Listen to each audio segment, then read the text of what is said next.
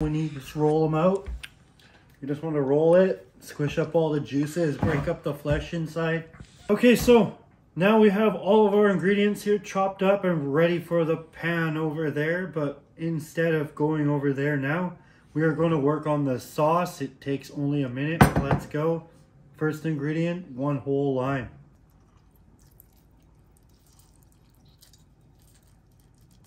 The next ingredient we have here is Tamari sauce. This is gluten-free soy sauce.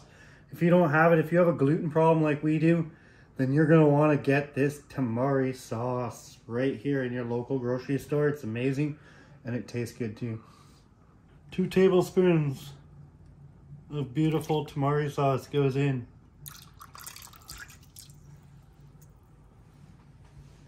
The next ingredient are these 2 fiery Thai chili peppers here. You could use dry chili flakes here, but I like to use the real deal. And let's go with fresh. We like to keep it spicy here in the Super Bros kitchen, but you could take the seeds out. You can release this to 1 pepper.